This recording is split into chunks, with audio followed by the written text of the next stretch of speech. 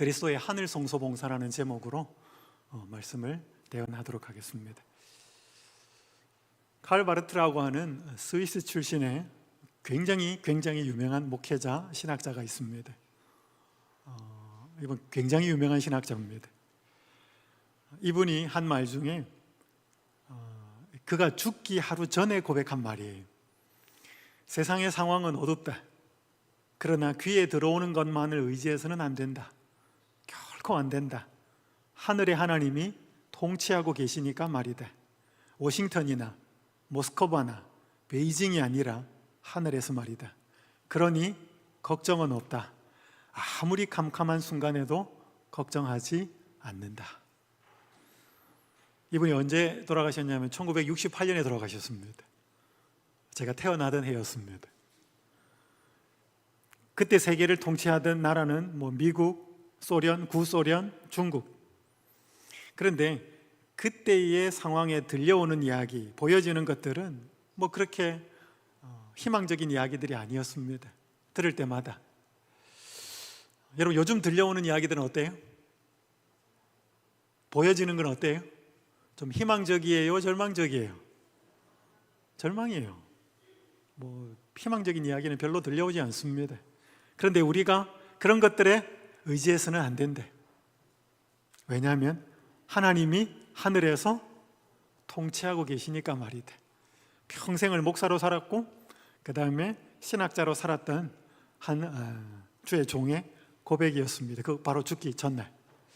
우리가 이 사실을 이해하고 믿으면 많은 부분이 걱정과 염려가 사라지게 될 겁니다.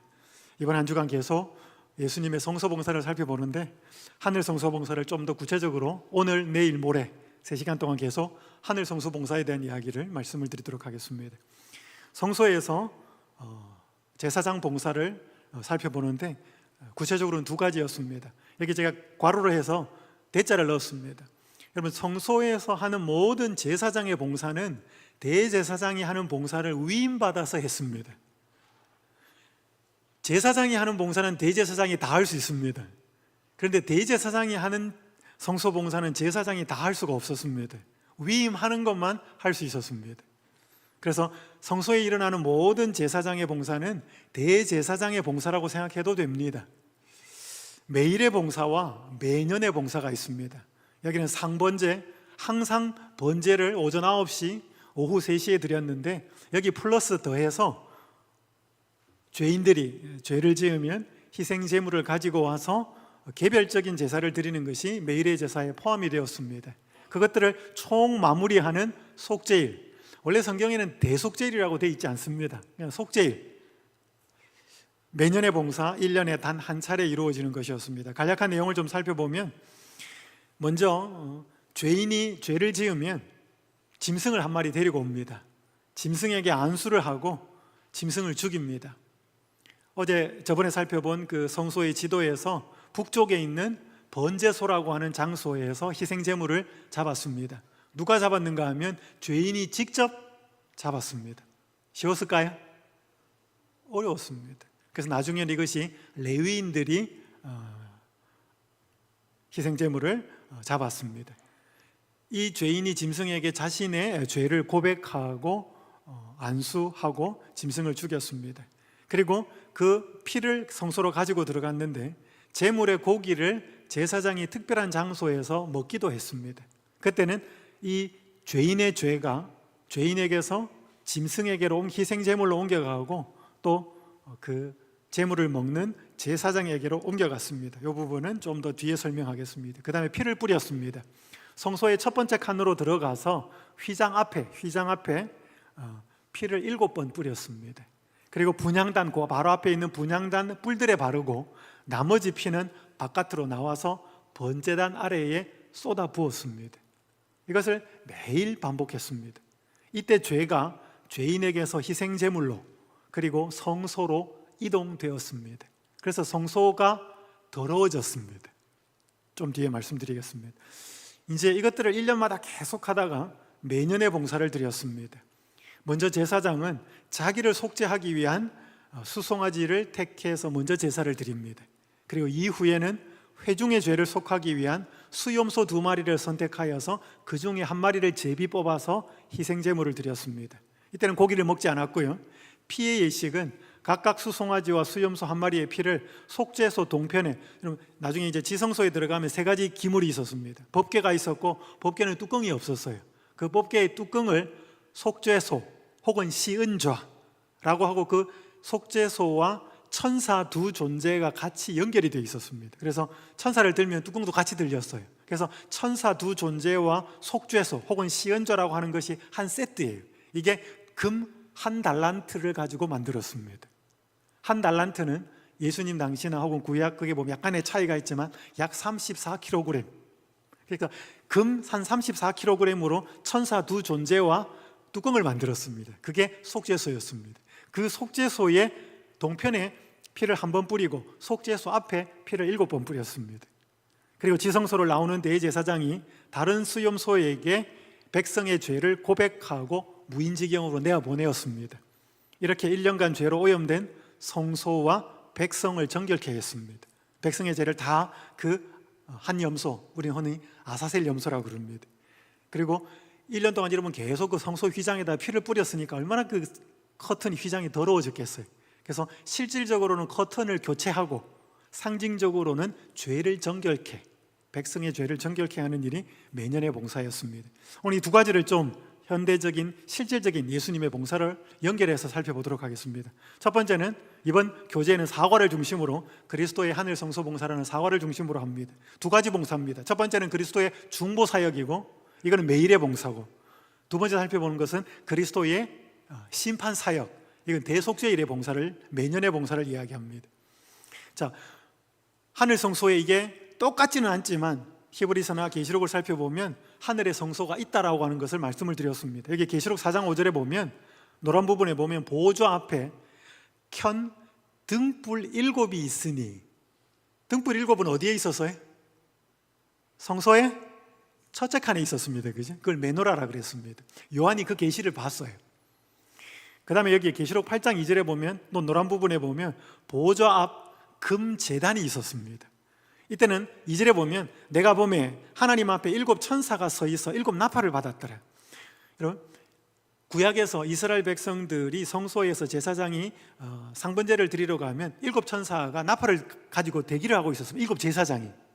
그래서 희생제물을 가지고 들어가서 피를 뿌리고 나머지 피를 번제단 안에 붓고 나면 번제단이 그 제물이 타고 있으니까 그 불을 향로에 넣어가지고 그 향을 들고 분향단으로 들어갔어요. 그래서 성도들이 드리는 기도와 함께 그 향이 하나님 앞으로 올라갔습니다. 제사장이 그 일을 마치고 나오면 백성을 축복했습니다. 그렇게 하면 그날의 제사, 오후 3시에 드리는 2번째 제사가 끝날 때 대기하고 있던 7 제사장이 나팔을 불었습니다. 그때 하루의 제사가 끝이 난 것입니다. 그 상황을 보여주는 구절이에요. 어쨌든 간에 여기에 보호자 앞 금제단, 분향단을 이야기하는 것입니다. 휘장 앞에 있는, 즉 이것도 성소 몇째 칸에 있는 거예요? 첫째 칸에 있는 거예요. 여기 다른 천사라고 빨갛게 되어 있는 이 다른 천사는 성도들의 기도를 하나님 앞으로 올리는 이 천사는 그리스도를 말씀합니다. 자, 이 봉사를 드린 거지요. 자, 그럼 이게 그리스도가 중보 사역을 하는 거하고 무슨 상관이 있나? 이번 교재에 보면 8가지가 나옵니다. 이걸 다 좀 말씀을 드릴 텐데, 기도에 관한 8번은 전에 말씀을 드리니까 이걸 좀 묶어서 말씀을 좀 드리겠습니다. 우주적인 중보, 하나님의 계시와 축복을 중보하고, 하나님께 나아가는 것을 중보하고, 회개와 용서를 중보하고, 정결과 거룩을 중보하고, 자비와 은혜를 중보하고, 일을 이루게 하는 능력을 중보하고, 하나님 앞에서 기도를 중보하고, 이게 예수님이 하늘로 올라가셔서 AD 31년 이후부터 지금까지 하고 있는 거예요. 지금은 1844년 이후인데 이건 이전에 한 거 아닌가? 지금도 하고 계셔요. 좀 뒤에 말씀을 드리겠습니다. 자, 예수님이 하는 모든 중보는 우주와 관련됩니다. 여기 골로새서 1장 20절 함께 한번 읽어보겠습니다. 시작. 그의 십자가의 피로 화평을 이루사 만물 곧 땅에 있는 것들이나 하늘에 있는 것들이 그로 말미암아 자기와 화목하게 되기를 기뻐하심이라. 여러분, 여기 보니까 예수님이 십자가의 피로 화평을 이루사 어디를 화목하게 했는가 하면 땅에 있는 것들하고 자기와 화목하게 하는 거예요. 첫 번째. 또 뒤에 파란 걸 보면 하늘에 있는 것들하고 뭐예요? 또 자기와 화목하게 하는 거예요. 그러니까 예수님의 십자가는 땅에 있는 구원받아야 될 사람들과 하나님과 또 예수님과 화목시키는 건 물론이고, 하늘에 있는 존재들하고도 하나님과 화목시키는 게 십자가의 사역이다 이 말이에요. 그러니까 십자가가 인간을 구원하는 일만 한다는 생각을 하시면 안 됩니다. 그것보다 구속의 사역의 계획은 훨씬 더 넓고 깊어요. 이걸 조금 더 부과하는 말씀을 좀 읽겠습니다. 구속의 경륜에는 사람을 구원하는 일보다 더 광범위하고 깊은 목적이 있었다. 그리스도께서는 이 일만을 위하여 세상에 오지 않으셨다. 이 일은 뭐냐면 사람을 구원하는 일만을 위해서 오시지 않았다는 거예요. 더 큰 목적이 있었다는 거예요. 그분께서 오신 것은 단순히 이 작은 세계의 거민이 하나님의 율법을 마땅히 생각해야 할 때로 생각하게 하는 것뿐 아니라 온 우주 앞에 하나님의 품성을 옹호하시기 위해서였다. 여러분, 색깔을 구분한 걸 보셔요? 노란 부분은 사람하고 관련되는 거예요. 파란색 부분은 다른 우주의 지적인 존재자들과 관련되는 내용이에요. 그러니까 여러분, 땅에 있는 것들하고 땅에 있는 피조물들하고 그리스도의 십자가를 통해서 하나님과 예수님과 화목하게 한다는 의미가 뭐냐 이 말이에요. 노란 부분이 이 작은 세계의 거민, 지구의 거민이 하나님의 율법을 마땅히 생각해야 할 대로 생각하게 하는 게, 그게 구원을 받는 거예요. 많은 개신교인들이 말합니다. 그리스도가 십자가에 달려 돌아가셨으니까 율법은 뭐 했다? 폐했다. 더 이상 지킬 필요가 없다. 여러분, 그건 대단히 잘못된 개념입니다. 폐하여지고 완전해진 의식적인 계명이 있지만 궁극적으로 죄인이 지킬 수 없는, 율법이 육신이 연약하여 할 수 없는 그것을 로마서 8장 2절 3절처럼 성령이 하게 하시는 것, 그게 뭐냐면 율법대로 순종하게 하는 능력과 힘을 주시는 것이 인간이 구원을 경험하는 것이, 이건 내일 모레 더 말씀을 좀 드릴 것입니다. 그리고 우주의 거민들이 하나님과 화목하게 된다는 것은 무슨 의미냐? 말 그대로 온 우주 앞에 하나님의 품성이 드러나서 하나님 저런 분이었구나, 그렇게 해서 온 우주가 하나님의 품성에 찬양을 돌리는 그 일이 회복되는, 그게 구속의 계획에, 그게 십자가의 사역에 다 포함되어 있다 이 말입니다. 그러니까 예수님이 지금 그걸 위해서 기도하고 중보하고 있다는 것이죠. 굉장히 큰 역사입니다. 제 아내가 몇 년 전에 한 교회에서, 그 교회는 그렇게 큰 교회가 아니고 시골이니까 그 시골에 있는 그 교회가 운영하는 아동센터가 있었습니다. 아동센터는 그 지역 주민 아이들을 이렇게 공부 가르쳐주고 또 과외의 시간에 성경도 가르쳐주고 하는 그 교회예요. 그 장로님이 되게 열심히여서 아이들에게 성경책 하나씩을 다 사주고 매일 성경을 읽게 만들었어요. 그리고 공부가 끝나고 나면 교회에 모여서 다 30분씩 성경을 읽고 예수님에 대해서 공부를 했어요. 그래서 제 아내가 거기 아이들한테 한번 설교를 해달라 그래서, 설교보다는 성경 이야기를 해달라 그래서 전화를 갔습니다. 아내가 이제 아이들에게 어려운 이야기는 할 수는 없고, 예수님이 이 땅에 계실 때 사람들을 어떻게 사랑을 나누시고 병도 고치시고 필요를 채운 이야기를 다 하고, 그분이 지금 하늘에 올라가셨는데 승천하시고 그분이 지금 하늘에 계신데 예수님이 지금 하늘에서 뭐 하고 계실까요? 이렇게 초등학생들에게 질문을 했어요. 그때 아이들이 막 손 들고 막 대답. 저는 그 자리에 없었습니다. 아내가 와서 나중에 저한테 이야기를 했는데, 그래서 한 친구한테 답을 하라고 시간 기계를 줬더니 그 아이가 이렇게 말했답니다. 사람들에게 재앙을 내리고 있어요. 예수님이 하늘에서 뭐 하고 있냐 그러니까 사람들에게 뭘 내리고 있다? 재앙을 내리고 있다. 그 중에서 성경을 잘 아는 아이들은 거의 없어요. 그때 제 아내가 굉장히 당황했다 그래요. 어떻게 아이가 이런 생각을 하고 있을까? 여러분, 아이만 그런 게 아니고 많은 어른들도 그렇게 생각합니다. 일단 하나님이 막연하고요, 그 다음에 하나님에 대한 개념이 좀 있으면 어떤 생각을 갖고 있는가 하면, 잘하면 뭐 주고 복 주고, 못하면 뭐 주고 벌 주고, 그런 개념이 굉장히 많아요. 하나님에 대한 오해가 많은 사람들의 마음에 자리를 잡고 있습니다. 여기 이런 글이 있습니다. 이 세상을 덮고 있는 어둠은 누구에 대한 오해? 하나님께 대한 오해의 어두움이 돼. 사람들은 하나님의 품성에 대한 지식을 잃어버리고 있다. 세상에 비칠 마지막 자비의 빛, 곧 세상에 전파되어야 할 마지막 긍휼의 기별은, 읽어보겠습니다. 뒷부분 시작. 하나님의 사랑의 품성을 드러내는 것이다. 여러분, 전도가 뭐냐? 예수 믿으세요 하는 게 전도가 아니고, 예수님은 이런 분입니다라고 말하는 게 전도예요. 그분의 품성을 드러내는 거고, 더 좋은 건 제가 경험해 보니까 예수님이 이런 분인데 제 삶에 이렇게 경험된 이렇게 좋은 분입니다라고 간증하는 게 최고의 전도입니다. 성경을 잘 못 가르칠 수는 있어요. 그런데 간증을 할 수 있을까요? 간증을 하려면 만나야죠. 그게 증인입니다. 여러분, 전도는 하나님의 사랑의 품성을 드러내는 거예요. 여러분, 이걸 하는 것이 마지막 늦은 비의 역사가 이루어질 때 이루어지는 사명이에요. 이렇게 필립 얀시가 미국의 작가인데, 기독교 작가인데 이런 말을 했습니다. 하나님의 사랑은 값없이 아무 조건 없이 온다. 내가 아무리 잘난 짓을 해도 하나님의 사랑은 커지지 않는데, 내가 아무리 못난 짓을 해도 하나님의 사랑은 작아지지 않는데, 하나님은 그냥 나를 사랑하신대. 우리가 지금보다 신앙 훨씬 더 열심히 하고 성경도 많이 보고 전도도 잘하고 헌금도 하나님 보시기에 굉장히 예쁜 짓이라면 좀 이상하지만 예쁜 삶을 살면 하나님이 우리를 이전보다 더 사랑하실까요? 어떻게 생각하셔요? 지금보다 더 망가지면, 신앙도 대충 하고 하나님의 아들, 딸과는 전혀 상관없이 지금보다도 더 세상적으로, 세속적으로 하나님에게 관심을 접고 마음을 세상에 두고 산다면 그분은 지금보다 우리를 덜 사랑하실까요? 어떻게 생각하셔요? 여러분, 하나님은 우리의 행동과 우리의 삶에 따라서 사랑이 크기가 줄어들었다 늘어들었다 하지 않아요. 이미 그분의 최고의 사랑은 베풀어졌어요. 왜 우리가 그러면 신실하게 살아야 되고 그분의 마음을 알아야 되고, 왜 그래요? 더 사랑받기 위해서가 아닌데 왜 우리가 신실해야 돼요?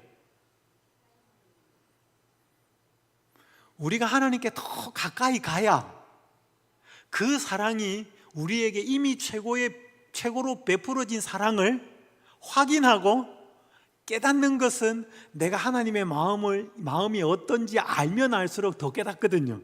내가 세상으로 나가 있어가지고는 막연하거든요. 그래서 우리가 더 사랑받기 위해서가 아니고 이미 최고로 베풀어진 사랑을 확인하기 위해서 신실하고 바르게 살아갈 필요가 있습니다. 막 살면 그 사랑이 안 깨달아져요. 없는 것처럼 보이고 벌 주는 것처럼 보이지. 그래서 오늘 예수님이 이 하늘 성소에서 봉사하는 가장 큰 그 중보는 뭐냐면, 하나님 자기를 자꾸 뭐 하는 거예요? 드러내고 있는 거예요. 자꾸 드러내고 있는 거예요. 세상 사람들이, 신자들이 자꾸 잘 알도록. 그래서 이 땅의 사람만 아는 게 아니고 뭐예요? 온 우주가 알도록. 그게 중보의 가장 큰 핵심. 여러분, 이것 때문에 조사심판이 필요한 겁니다. 자, 두 번째, 하나님의 계시와 축복을 중보한다 그래요. 비슷한 이야기입니다. 하나님 자기를 드러내고 계시하시고 축복하시는 것을 중보하는데, 여기 보셔요. 히브리서 어제 말씀드린 것처럼 옛적에는 선지자들을 통해서 하나님이 여러 부분과 여러 모양으로 우리 조상들에게 말씀하신 하나님이 이 모든 날 마지막에는 누구를 통하여?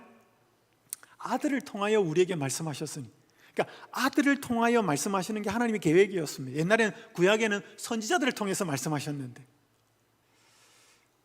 너희는 삼가 말씀하신 일을 거역하지 말라. 땅에서 경고하신 일을 거역한 그들이 피하지 못하였거든 하물며 하늘로부터 경고하신 일을 배반하는 우리일까 보냐. 이 히브리서 12장 25절 앞부분에 보면 하나님이 시내산에 강림하셔서 장엄하게 말씀하신 내용이 나와요. 그러니까 이게 땅에서 경고하시니까 누구예요? 시내산에 임하신 하나님이 십계명 주신 그 이야기예요. 땅에서 경고하셨대. 근데 지금은 그분이 하늘 올라가셔서 뭐 하고 계신다? 하늘로부터 경고하고 계신대. 자기를 드러내시고 그 이야기를 하고 있는 겁니다. 찬송하리로다 하나님 곧 우리 주 예수 그리스도의 아버지께서 그리스도 안에서 하늘에 속한 모든 무슨 복을? 신령한 복을 우리에게 주시되, 하늘에 속한 신령한 복을 우리에게 주시되. 하나님이 복을 주시는데 무슨 복을 주신다고요? 신령한 복. 여러분 이런 거 원하셔요? 아니면 세상적인 복을 원하셔요? 어떤 복을 원하셔요? 제가 대학원 때 중국에 공중전도를 하러 갔어요. 심양에 갔었는데 한 목사님 아파트에서 머물렀는데 복주머니가 아파트 문에 다 붙어 있는데 복주머니가 전부로 거꾸로 붙어 있어요. 복복자가 이렇게 다 뒤집어가 붙어 있어요. 그게 굉장히 궁금해서요. 그 목사님 딸이 대학생이어서 중국에 있는 대학교에 다니는 학생이었는데 하루는 물었어요. 야, 저게 복주머니가 붙어 있는데 그냥 붙어 있으면 되는데 와 이게 다 이렇게 뒤집어서 거꾸로 붙어 있냐? 그러니까 그 목사님 딸이 말하는 게 재밌었어요. 복 쏟아지라고요. 복주머니가 이렇게 되는 게 아니고 복주머니 있잖아요. 복주머니 거꾸로 붙여놓은 거예요. 복이 밑으로 내려가 있는 거죠. 그게 뭐 하라고? 집에 쏟아지라고. 여러분 중국 사람, 한국 사람 복 받는 거 좋아하잖아요. 복복자, 목숨 숫자 막 써가지고 방석에도 뭐 숟가락에도 막 사람들 복 받는 거 좋아해요, 그죠? 근데 그 복이 무슨 복이냐 이 말이에요. 하나님은 우리에게 복 주시는 분이 주셔요. 그분이 주시는 건 전부 다 복이에요. 근데 하나님은 우리에게 더 하늘에 속한 신령한 복을 주시기를 원하신다. 그걸 주시려고 중보하고 계신다는 거예요. 자기를 자꾸 드러내시고 아들을 통해 말씀하시고. 제가 한 번 연수원에 있는데 전화가 왔어요. 한 자매 아가씨가 전화를 했어요. 자기를 소개를 했어요. 자기 약사인데 일이 너무 힘들고 스트레스가 너무 많고 힘들어서 저한테 전화를 했다. 그러면서 저보고 성경 공부를 좀 시켜달라 그래요. 저도 바쁜데 자기도 바쁘대. 그래서 우리가 이제 그래도 또 전화를 걸어서 도움을 요청하니까 그래서 제가 부조와 선지자부터 한 챕터씩 하루에 한 챕터씩 읽고 일주일 정도 이렇게 읽고 일주일에 한 번 읽고 느낀 감동을 느낌 혹은 궁금한 것을 이렇게 문자나 간단하게 좀 써 보내주면 좋겠다. 뭐 어떻게 살아야 된다, 어떻게 된다 그거 말고 하나님이 어떤 분이다라고 깨달아지는 것을 좀 보내주면 좋겠대. 부자 선지자부터 좀 읽으면 좋겠다. 그리고 모르는 거 있으면 궁금하면 질문하면 좋겠다. 근데 그 아가씨 자매가 굉장히 성실했어요. 일주일에 7장씩 챕터 7챕터를 다 읽고 글을 보내왔습니다. 그 중에 하나가 이거예요. 이스라엘 백성의 출애굽 과정에서의 하나님을 보니까 하나님을 왜 오래 참으시는 분이라고 했는지 알 것 같아요. 그전에는 잘 몰랐다는 거예요. 근데 거기 보니까 막 하나님 열받게 하는 게 얼마나 많은지 모르는 거죠. 근데 하나님 오래 참는 분이라는 거죠. 이스라엘 백성을 보면서 저렇게까지 하나님을 두려워하지 않을 수 있기도 어려울 텐데 라는 생각이 들면서 정말 안타까웠대. 여러분 그죠? 모세가 지금 하나님 앞에 가 있는데 수송아지 안 보인다고 또 섬기고 있을 때 그거 뭐 먹고 뛰놀았어요? 만나 먹고 힘내서. 그죠? 무슨 조명 아래? 구름 기둥 만들어주는 그늘 아래. 밤중에는 뭐예요? 불기둥이 만들어주는 조명 아래 거기서 뛰고 놀았다. 그 하나님의 임재가 보이는데도. 오늘도 내 모습을 떠올리면서 이스라엘 백성과 닮았다는 생각을 했다. 동시에 희망도 얻었다. 내 미래에 대해 어떨 것이다. 정해진 음성은 들어본 적 없지만 이스라엘 백성들처럼 나를 지금까지 인도하신 게 분명하고 내가 불신하고 부정적인 생각으로 그분이 일하시게 하는 것을 방해하지 않는다면 가장 좋은 길로 인도하실 것이 분명하기 때문이다. 굉장히 감동적인 말을 썼어요. 이스라엘 백성을 가장 좋은 길로 인도하시고 그런데 그렇게 불순종하고 그럼에도 오래 참으시는 모습을 보면서 뭐예요? 내 모습이 보여야 돼. 내가 그 하나님 방해하지 않으면 내 길도 여전히 가장 좋은 길로 인도하실 거다. 뭐 이런 내용들을 막 일주일마다 하나씩 보내주는 거예요. 몇 달 했어요. 그때 이제 그만하지.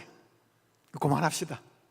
근데 그 자매가 말씀을 읽으면서 깨닫고 느낀 하나님의 모습이 굉장히 감동적이었어요. 누구를 보인 거예요? 하나님을 본 거예요. 하나님의 계시를 본 거예요. 말씀을 읽으면서. 여러분 지금 하나님이 말씀을 통해서 지금 자기를 자꾸 뭐 하고 계시는 거예요? 계시하고 계시는 거예요. 드러내고 계시는 거예요.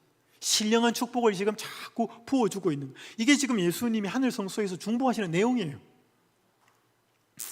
또 하나가 하나님께 나아가는 것을 중보한다 그랬습니다. 그리스도께서 베드로전서 3장 18절 그리스도께서는 단번에 죄를 위하여 죽으사 의인으로서 불의한 자를 대신하셨으니 이는 우리를 어디로? 하나님 앞으로 인도하려 하심이라. 또 에베소서 2장 16절 18절에 보면 또 십자가로 이 둘을 한 몸으로 하나님과 화목하게 하려 하심이라. 원수된 것을 십자가로 소멸하시고, 이 원수된 것은 적대감을 이야기하는 것입니다. 이 둘이 누구냐 하면 유대인하고 이방인을 이야기하거든요. 유대인하고 이방인은 원수거든요. 여기 보시면 또 오셔서 먼 데 있는 너희에게 평안을 전하시고, 먼 데 있는 너희는 이방인을 가리킵니다. 왜? 이게 지금 에베소에 보낸 이방인들, 소아시아에 있는 아주 헬라 사상이 만연해 있는 이방 그 교회에 보낸 편지가 에베소서니까 먼 데 있는 너희는 이방인들에게 평안을 전하시고 가까운 데 있는 자들에게, 유대인을 말합니다. 가까운 데 있는 유대인들에게도 평안을 전하시고 이는 그로 말미암아, 그리스도로 말미암아 우리 둘이, 이 우리 둘이 누굴까요? 이 편지를 받는 에베소 사람들, 이방인 너희들과 우리 바울 자기가 포함된 유대인, 그러니까 유대인하고 이방인 우리 둘이 한 성령 안에서 아버지께 나아감을 얻게 하려 하심이라. 여러분, 유대인하고 이방인은 쌍극이에요. 유대인하고 이방인이 한 마음이 돼가지고 하나님 앞에, 아버지 앞에 나간다, 있을 수 없는 이야기예요. 그 일이 가능하게 한 게 뭐였다? 그리스도의 희생, 십자가였대. 그걸 이루고 우리 개개인도 하나님 앞으로 언제든지 나갈 수 있도록 중보하고 계시고, 심지어 나하고 마음 안 맞는 원수까지도 뭐예요? 그 원수의 관계가 회복이 되어서 두 원수가 같이 하나님 앞에 나가도록 하는 것이 예수님의 중보 사역이 돼요, 말이에요. 그걸 위해서 지금 기도하고 계시고, 그걸 위해서 우리를 위해 중보하고 계시다는 거예요. 여러분, 마음 안 맞는 사람하고 예수님 앞에 함께 갈 수 있어요? 여러분, 그거 가야 돼요. 그 회복이 일어나야 돼, 우리한테. 제가 첫날 말씀드렸잖아요. 그걸 가능하게 한 게 예수님의 십자가라고. 제가 2017년도에 미국에 늦게 공부하러 갔습니다. 제가 미국에 있을 때 이 사건이 터진 거예요. 2018년도에 터진 사건, 9월 달에.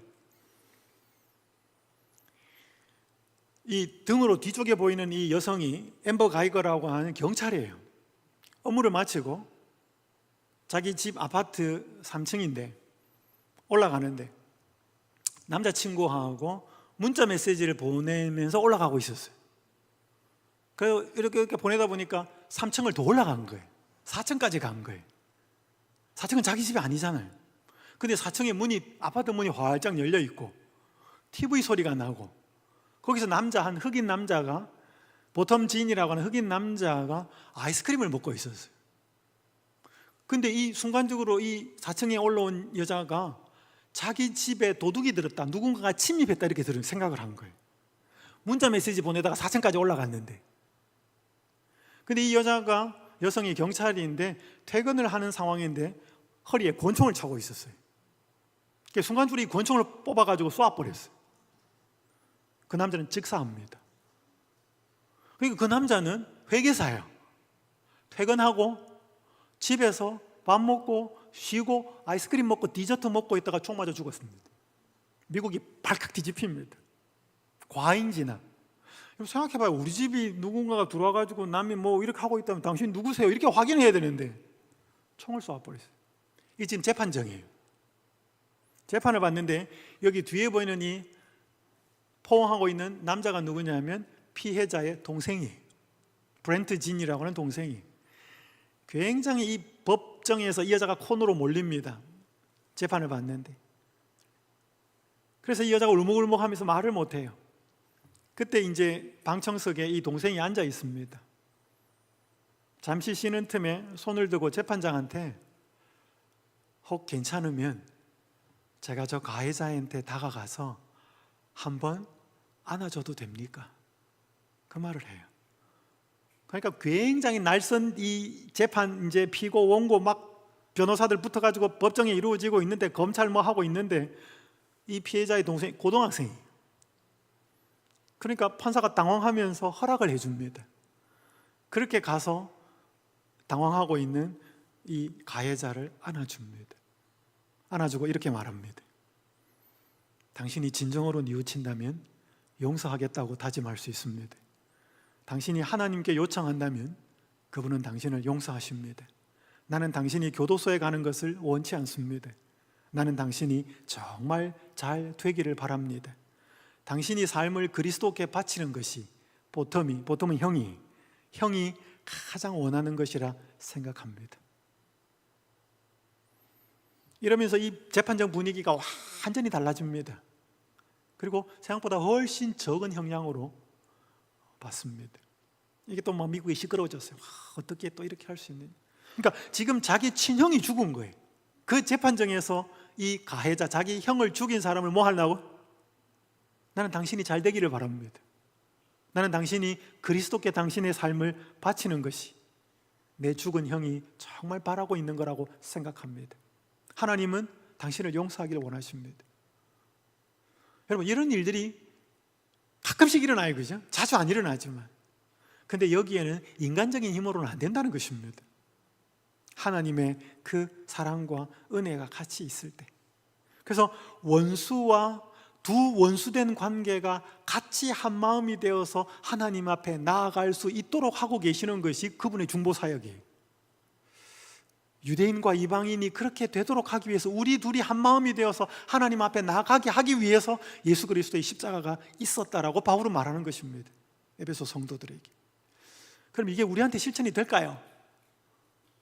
마음 안 맞는 우리 교인들 사이, 친구들 사이, 이것이 회복이 되어야 예수님의 중보가 올바른 효력을 발생할 수 있다는 것이지요. 회개와 용서, 정결과 거룩, 자비와 은혜가 예수님이 중보하시는 사역을 통해서 계속 이루어지고 있습니다. 그냥 성경 구절만 좀 읽겠습니다. 사도행전 5장 31절, 이스라엘에게 회개함과 죄사함을 주시려고, 이스라엘에게 회개함과 죄사함을 주시려고. 그러니까 여러분, 회개도 누가 하는 거예요? 회개는 우리가 하는 거예요. 회개는 그분이 하도록 은혜를 주셔야 돼요. 우리 스스로 회개 못해요. 여러분, 회개도 열매예요. 서로 친절하게 하며 불쌍히 여기며 서로 용서하기를 하나님이 그리스도 안에서 너희를 용서하심과 같이 하라. 용서도 역시 열매예요. 만일 우리가 우리 죄를 자백하면 그는 미쁘시고 의로우사 우리 죄를 사하시며 우리를 모든 불의에서 깨끗하게 하실 것이요. 우리가 자백하고 고백할 때 우리의 죄를 사하시고 우리를 깨끗하게 정결하게 하실 것이라는 게 그분의 중보의 약속이에요. 하나님의 말씀과 기도로 거룩하여짐이라. 거룩하고 성결해지는 그 방법도 알려주셨습니다. 그러므로 우리는 긍휼하심을 받고 때를 따라 돕는 은혜를 얻기 위하여 은혜의 보좌 앞에 담대히 나아갈 것이니라. 이 은혜를 주려고 그분은 중보하고 있고 기도하고 있다는 거예요. 하나님께로 이렇게 자꾸 불러 모으십니다. 제가 서울영화원교회에서 목회할 때였습니다. 하루는 저희 교회 장로님이 저를 불러요. 병원에 빨리 오라고. 36서울병원이었습니다. 여기에 몇 분이 계셨어요. 수유리에 살던 전 누구 모 씨가 서울대학교 병원에서 항암 치료를 받고 있었습니다.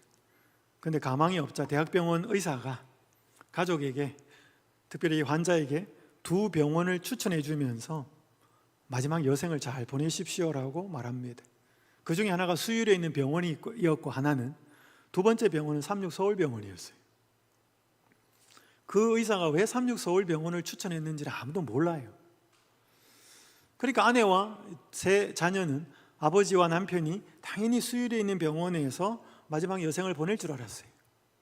근데 이 환자인 전모 씨가 삼육서울병원을 고집합니다. 이유를 물어도 대답을 안 해요. 그러니까 환자가 계속 우기니까, 집에 가장이 우기니까 갔어요. 입원을 했습니다. 그때 입원할 때는, 입원하면 지금 요즘은 다 컴퓨터를 하지만 그때는 다 이렇게 입원 환자들을 큰 프린트를 출력을 했어요. 그래서 환자 명단을 갖고 병원에 방문하는 사람한테 물어보면 안내해서 알려줘요. 몇 호실입니다 이렇게. 그래서 거기에 안내를 보는 한 장로님이 그 이 명단을 다 읽어본 거예요. 평소엔 잘 안 봤는데. 그러니까 전 누구? 이분은 옛날에 내가 경북 울진에서 어린이 교회를 다닐 때 우리 형 친구였는데, 어린이 성경학교도 같이 다니고 동명이인이 많잖아요. 근데 그분이 그날 그 명단을 보고 환자를 찾아가요. 병실을 확인해서 가니까 어릴 때 형 친구 맞아요. 형님 몇십 년 만에 본 거예요. 어떻게 여기 오셨습니까? 이만저만 이유를 이렇게 설명하죠. 그때 이분의 친형이 저희 교회 장로님이었어요. 그날 새벽에 맹장이 갑자기 문제가 생겨가지고 병원에 입원을 했어요. 삼육서울병원에. 그러니까 그 친구가 만난 거예요, 병원에서. 그때 저희 장로님이 그렇게 했단 말을 했습니다. 친구야, 나 너 정말 보고 싶었대. 국민학교 5학년 때 헤어진 거예요, 동네에서. 서울로 이사를 가면서. 그때 휴대폰이 있는 때가 아니고. 정말 보고 싶었는데 어떻게 사는지도 몰랐는데 결혼하고 그렇게 먹고 정신없이 돈 벌고 살다가 암에 걸렸고 서울대병원에서 치료를 받았는데 치료가 안 되었대. 의사의 입에서 나온 두 병원 중에 하나가 삼육서울병원, 삼육이 튀어나온 거예요. 이 삼육은 내가 어릴 때 경북 울진에서 그 조그만 교회를 다니면서 다녔던 그 안식일 교회에 속한 건데, 이 생각이 든 거예요. 그래서 나 죽어도 삼육서울병원에 가서 죽어야 되겠대. 그리고 우겨서 온 거예요. 가족들한테는 말 안 하고. 그냥 왔으면 그분이 조용하게 거기서 세상을 떠날 수도 있었어요. 근데 이 입구에 안내보는 장로님이 그 명단을 다 확인했다니까요. 그리고 이름을 확인하고 그 병실에 찾아갔다니까요. 동명이인일 수도 있는데. 여러분, 이게 삼육서울병원을 언급한 그 서울대학교 병원 의사나 그 안내보는 장로님이 그 명단을 확인한 거나 또 찾아간 거나 절대로 이게 우연이 아니라는 거죠. 그날따라 그 친구인 그 장로님의 형은 또 맹장이 문제가 생겨서 또 병실에서 같이 만나고. 저희 장로님이 그렇게 이야기했습니다. 친구야, 가만히 이야기를 들어보고 되어가는 것을 보니 하나님이 너를 여기로 인도하신 것 같다. 그래서 그분은 거기서 침례를 받고 돌아가셨어요. 그 아내와 두 자녀는 제가 성경 공부를 해서 침례를 줬어요. 여기 시대소망 172페이지 이렇게 말씀합니다. 그리스도께서는 바람과 같이 보이지 않는 힘으로 사람의 마음에 끊임없이 역사하고 계신다. 바람은 보여요? 안 보여요. 아까 말씀드렸잖아요. 회개가 일어나고 용서가 베풀어지고 정결해지고 거룩해지고 은혜, 이 모든 것이 그분이 지금 중보하고 계시는 결과로서 이루어지는 것들이, 우리가 이걸 경험하고 살아야, 확인하고 살아야 그분의 중보 사역이 우리에게 확실히 깨달아진다, 이 말이죠. 마지막 하나 더 살펴보죠. 일을 이루게 하는 능력을 중보한다. 그러니까 뭔가 일을 하려고, 이건 성령의 역사와 굉장히 밀접한 관련이 있습니다. 이걸 준다는 거예요. 지금 그분의 중보 사역을 통해서 하나님이 우리에게 주신 것은 두려워하는 마음이 아니요, 오직 능력과 사랑과 절제하는 마음이다. 그분이 우리에게 주는 것은 뭐다? 능력을 주겠다는 거예요. 능력. 사랑도 주고 절제하는 마음도 주겠다고. 너희는 말세에 나타나기로 예비하신 구원을 얻기 위하여 믿음으로 말미암아 하나님의 능력으로 보호하심을 받았느니라. 그의 신기한 능력으로 생명과 경건에 속한 모든 것을 우리에게 뭐 하셨으니? 주셨으니. 근데 여러분, 좀 받고 사셔요? 생명과 경건에 속한 뭐 능력을 좀 받고 사셔요? 없는 것 같지 않아요? 제가 또 목회할 때 한 분을 만났습니다. 한 가정을 만났는데 굉장히 특이했어요. 세 자녀가 있었고 아내는 굉장히 신실한 집사님이었어요. 근데 남자는 완전히 무늬만 교인이에요. 이번은 화요일 금요일 교회도 안 나오고 안식일날 딱 몇 시에 오냐면 11시에 와요. 그리고 제가 설교를 딱 하면서 기도하고 이제 딱 저분이 그 이제 딱 들어오는 거 보고 예배 마치면 쫓아가서 잡으려고 그러면 도망가 버려요. 기도하는데 도망가요. 잘 못 만났어요. 아내는 늘 찾아와서 목사님, 우리 남편 좀 잘 부탁합니다. 만날 수가 있어야죠. 근데 그 딸이 천명선교사를 갔어요. 그게 그 집에 완전히 결정적인 변화가 일어나는 계기가 됐습니다. 하나님이 그 딸아이가 하나님께 헌신하는 것을 통해서 하나님은 제가 그 가정에 하나님이 어떻게 축복해 주시느냐를 정말 많이 봤어요. 필리핀 오지에 갔습니다. 딸이 가족에게 편지를 보냈어요. 아빠, 엄마, 오늘 몇 킬로를 걸어서 방문을 갔어요. 그리고 오늘 여기는 화장지가 없어요, 화장실에. 그래서 오늘은 나뭇잎으로 닦고 뭐 이렇게 했다는 이야기가 막, 고생하는 이야기 막 적혀 있고, 이 편지가 계속 오는 거예요. 아버지가 처음에 아무 생각 없이 본 거예요. 그 아버지는 노는 걸 좋아했습니다. 운동을 좋아하고 친구 많고. 근데 그 딸이 먹을 것도 그렇고 씻을 것도 그렇고 뭐 화장실도 그렇고 보니까 아버지가 심각해지기 시작했어요. 딸이 그렇게 고생한다는데 자기는 이렇게 막 놀러 다니니까 이게 미안해진 거예요. 안식일 11시에 오는 건 똑같았는데 오후엔 도망을 안 가요. 밥을 먹더라고요. 그분이 안식일에 일찍 와요. 금요일도 와요. 화요일도 와요. 교회 얼마나 열심히 하는지요. 그러니까 딸이 그 오지에서 선교지에서 고생하는 걸 생각하니까 자기가 이렇게 놀 수가 찔림을 받은 거예요. 나중에 수석 집사가 됐어요. 제가 그때 연수원에 갔어요. 저는 발령을 받아가지고 한 번씩 이렇게 차를 제가 서울 삼육병원에 대면 저를 막 찾아와요. 어느 날 저보고 이렇게 이야기해요. 주차장에서 만났습니다. 안식 오후에 교회 입구에서 만났습니다. 저보고 이렇게 이야기해요. 목사님, 그 예배 끝날 때마다 목사님 저 잡으러 올 때 정말 싫었습니다. 그 도망간다고. 집사님 저도 싫었습니다. 근데 그분이 하는 말이 굉장히 감동적이었어요. 목사님, 근데 요즘은 제가 잡으러 다닙니다. 그러니까 집사들 중에 예배만 딱 마치고 가고 밥도 안 먹고 하는 사람 보면 이제 이 사람이 딱 뒤 나와가지고 뭐해? 수석 집사니까 그 애기 아빠들 별로 이렇게 교회에 관여 안 하는 사람들 이렇게 같이 집사 활동도 좀 하고 뭐 오후 시간도 좀 보내자고 하는데 딱 보고 이렇게 도망가면 막 잡으러 다니는 게 정말 안타깝습니다. 그래서 저보고 그런 말해요. 이게 그때 목사님의 마음이었겠지요. 그러니까 자기가 도망 다니다가 이제는 자기가 잡으러 다닌다. 그분 지금 장로돼 있어요. 얼마나. 그리고 한 번 또 제가 그 병원 입구에서 만났어요. 주차장 그쪽에서 교회 앞에서. 목사님, 제가 상장 하나 받았습니다. 무슨 상장 받았습니까? 우리 가족한테 받은 겁니다. 장한 남편, 변화된 아빠, 귀하 누구는 1년을 이렇게 하나님 안에서 이렇게 멋진 남편으로 이렇게 자상하고 훌륭한 아빠로 변화되었기에 가족의 이름으로 이 상장을 드립니다. 진짜 그 상을 받았어요. 가족이 쓴 그 3남매 그 다음에 아내가 쓴 상이. 제가 그래서 집사님, 그때 장로 아니었어요. 집사님, 이 상장은 세상 어느 누구 기관 사람에게 받는 것보다 훨씬 더 고귀하고 값어치 있는 상입니다. 누가 인정한 거예요? 아내와 세 자녀가 변화되고 자상해지고 그렇게 했다고 인정해서 주는 상이에요. 제가 그 집사님이 변화되는 과정을 제가 봤어요. 저도 보고 제 아내도 보고. 근데 그 계기가 뭐였다고요? 딸이 선교사 한 거예요. 제가 청년 보고 많이 가라 그래. 선교지로. 당신들이 헌신하고 선교지로 가면 당신의 부모들은 기도 안 할 수가 없대. 한 명이 선교지로 가면 전체 가정이 다 선교사가 됩니다. 가지는 못해도 기도하고 헌금 보내고 하나님이 그걸 통해서. 여러분, 하나님은요 자기를 위해서 헌신하는 가정, 사람을 절대로 가만두지 않습니다. 세상의 방법으로는 해결할 수 없는 어마어마한 축복들을 부으십니다. 그분의 역사예요. 능력을 부어주시고. 여러분, 이것들이 전부 다 뭐 하는 거예요? 그분의 성소에서의 중보 사역이에요. 제가 두 번째 시간에도 기도를 어떻게 또 올리고 하는 거 말씀드렸죠. 그래서 오늘 그거 말씀드리지 않겠습니다. 자, 여기 보시면 이렇습니다. 매일의 봉사는, 그리스도의 매일의 봉사는 재림 직전까지 계속되어 갈 것입니다.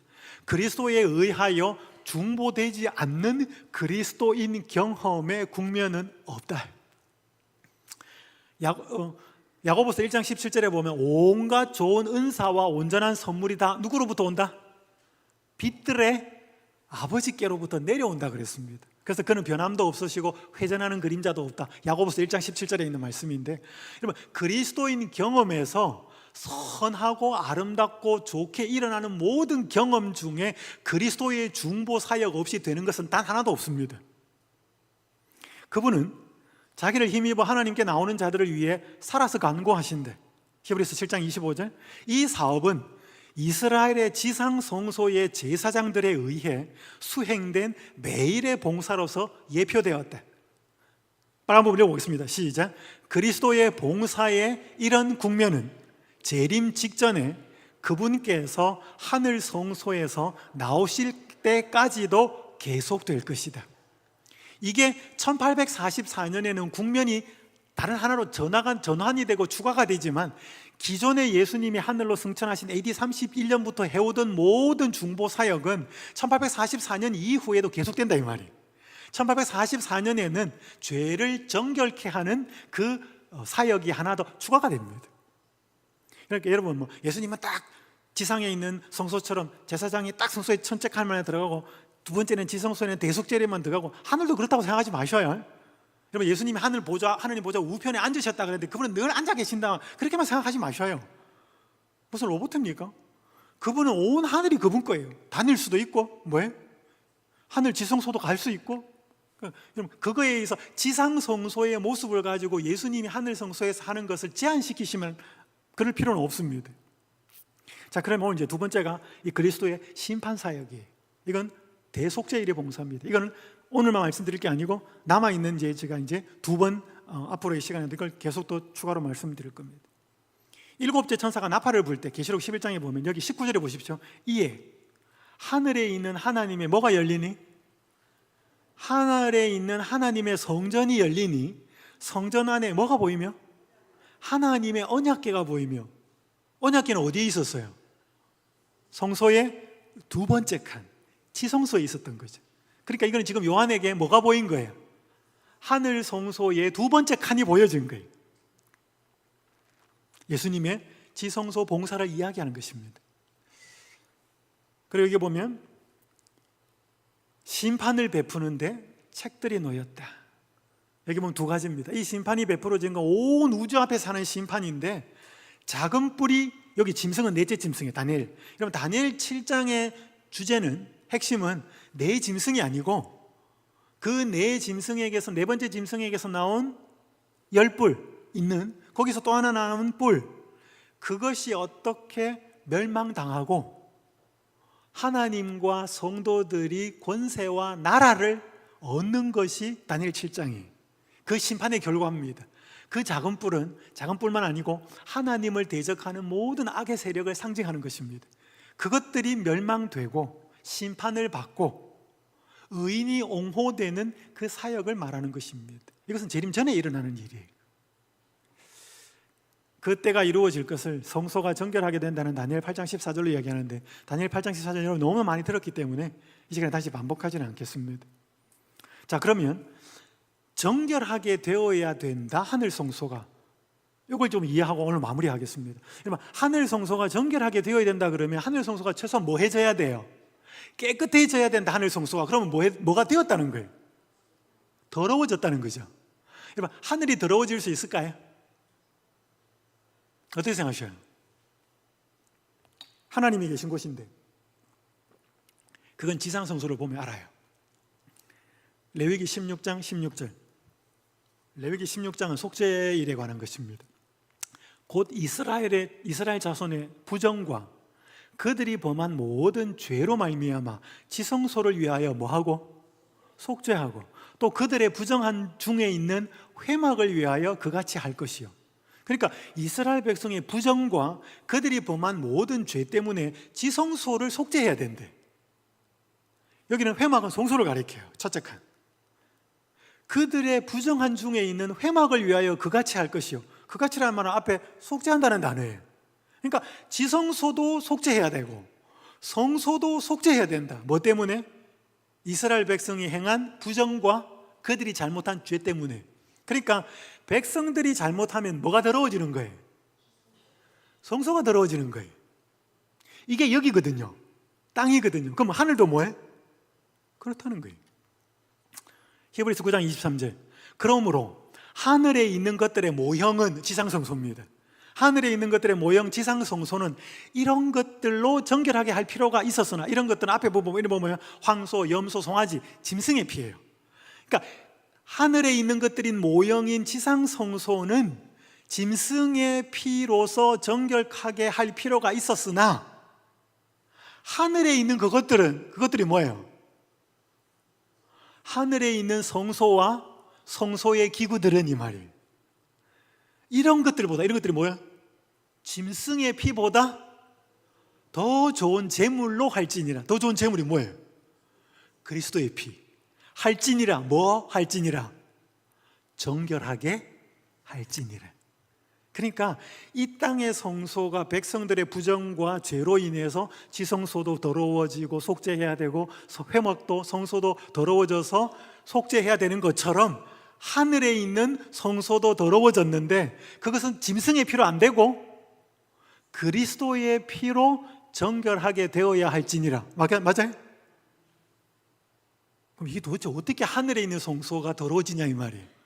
그게 아까 말씀드린 죄의 전가입니다. 이 부분만 마무리하죠. 구약 시대에 백성의 죄가 믿음으로 말미암아 속죄 제물로 옮겨지고, 왜? 죄를 고백하니까 안수하면서 하나님 제가 이렇게 잘못했습니다. 그러면 백성의 죄가 믿음으로 말미암아 속죄 제물로 옮겨지고 그 제물의 피를 통하여 죄가 상징적으로 다시 성소로 옮겨졌던 것처럼 이게 매일의 봉사예요. 이거 이해되시죠? 왜냐하면 짐승에게 안수했고 짐승을 죽여서 피를 뿌렸거든. 그 피에 생명이 있거든요.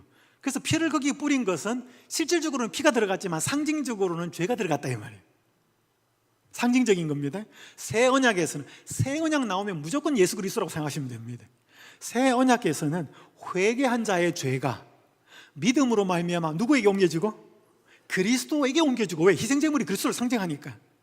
그리스도께서는 그것을 실제적인 하늘 성소로 옮기셨대.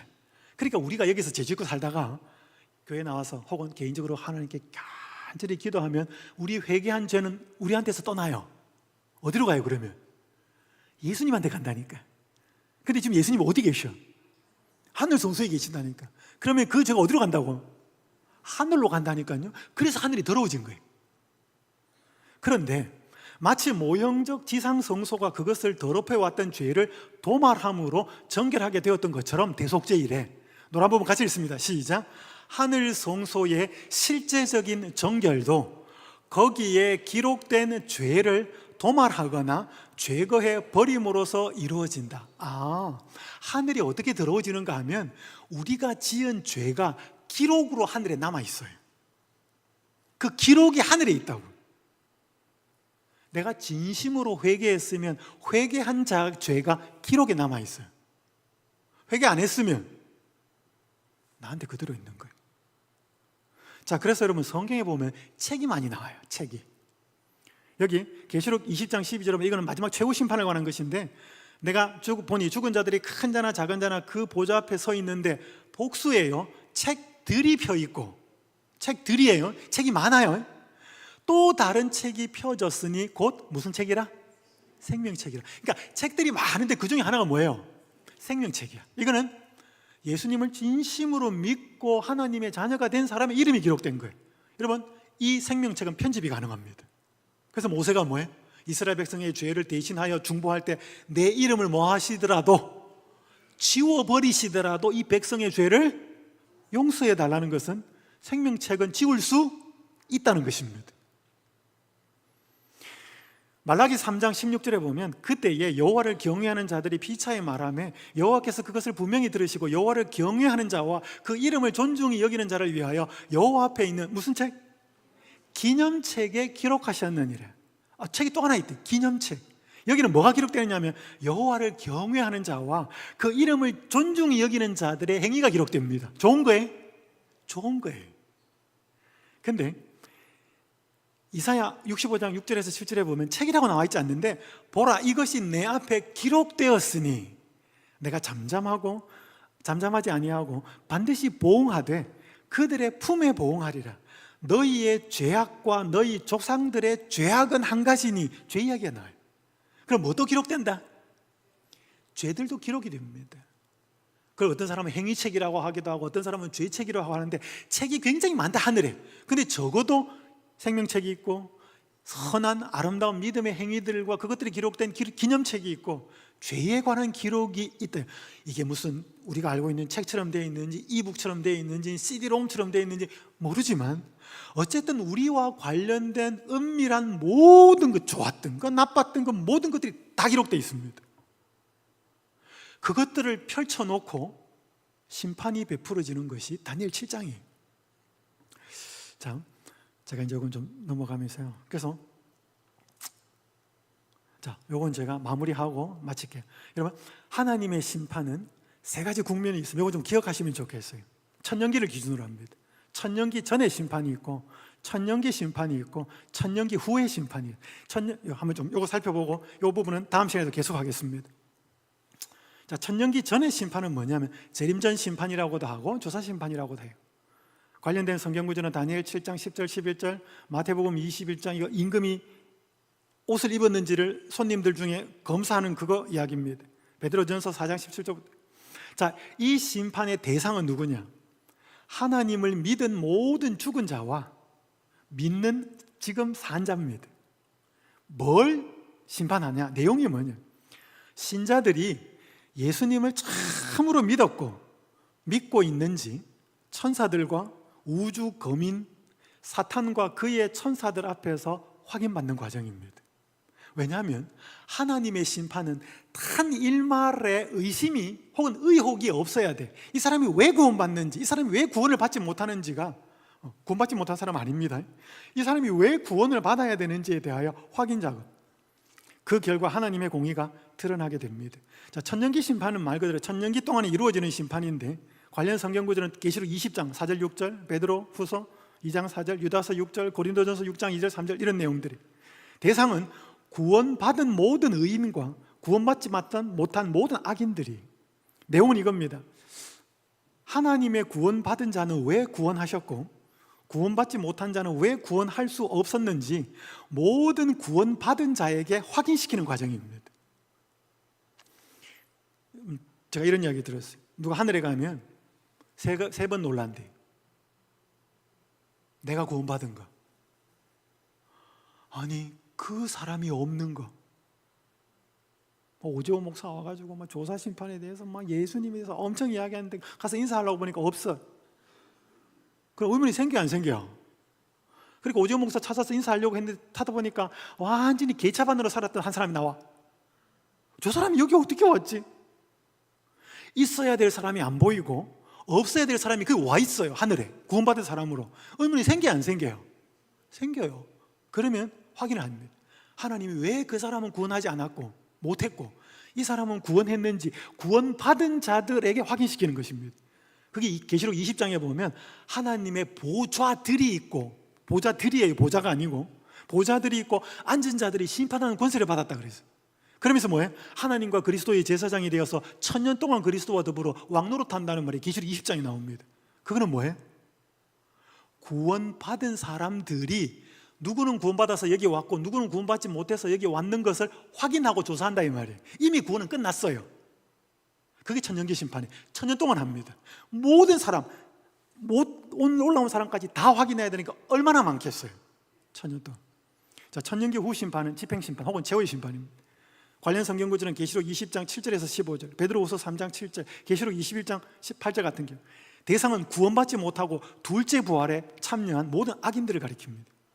내용은 하나님의 구원의 은혜를 끝까지 거절한 자들에게 왜 그들이 자신들이 구원받지 못했는지를 확인시키고 소멸하는 과정입니다. 그 결과 하나님의 공의가 드러납니다. 그러니까 이거는 둘째 부활, 천년기가 끝나고 모든 악인들이 다 부활했을 때 자기들이 왜 구원을 못 받았는지를 자기들한테 확인을 시킵니다. 아, 그때 아무개가 우리 집에 전도하러 왔는데 그때 이것이 예수님의 초청이었고 그것들이 다 확인이 되어서 아, 내가 이렇게 멸망받는 것은 지극히 공의롭고 합당하다, 구원받지 못함이 당연하다라고 인정하고 하나님은 불과 유황으로 그들을 소멸시킵니다. 그러니까 여러분, 하나님의 구원하시는 일은 한치의 의혹이 남아서는 안 돼요. 자, 이거 이제 다음 시간에 조금 더 하도록 하겠습니다. 그래서 천년기 전 심판, 천년기 심판, 천년 후 심판, 이 세 심판에 전부 조사가 다 들어갑니다. 조사는 재림 전 심판에만 있는 게 아니에요. 천년기 심판에도 조사합니다. 이 조사는 확인이에요. 그럼 이제 다음 시간에 도대체 하나님은 뭘 조사할까? 자, 그래서 이거 이제 시간이 다 됐기 때문에 죄송합니다. 제가